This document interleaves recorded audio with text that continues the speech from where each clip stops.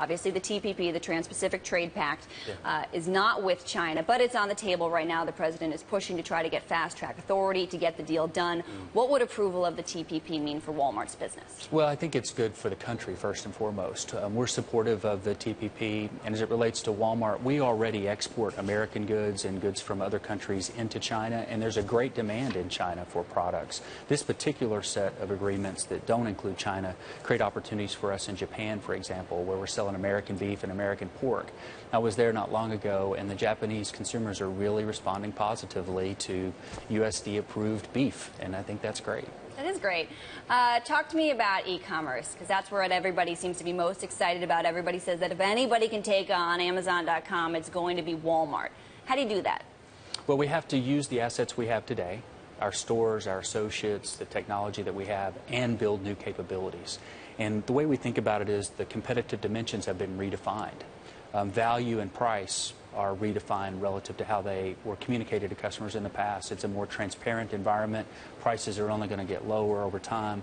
Assortment's been broadened. Access to how you take delivery of a product has changed, and the experience has changed. It's not just about how you're treated in a store, but it's also about the experience you have on our mobile app. So whether it's digitally or through our brick and mortar assets, we're working hard to serve customers.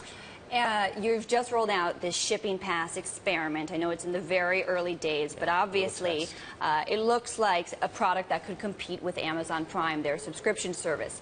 Amazon subsidizes Prime heavily.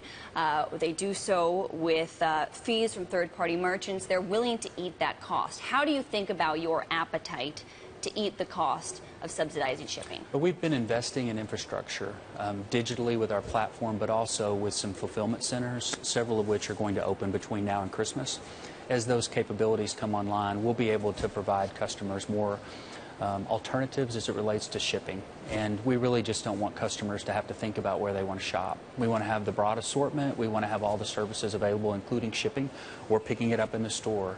And that's what this is about. All right, take me around the world for a second. How is Walmart doing internationally? I think people forget that if you just looked at Walmart's international business alone, that would still be one of the biggest companies in the world. So it's hard to talk generally, but tell me what markets are thriving. Where do you think maybe you need to reconsider the strategy? Our businesses in Canada and Mexico are some of our bigger businesses. We've been there for a longer period of time, and they're doing great. We have a big business in the UK, and our team there is continuing to innovate.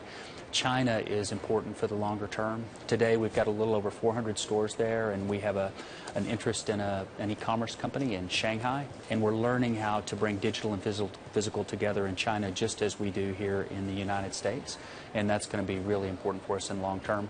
We also have several markets in Latin America, so those are important to us, including 5 Central American countries.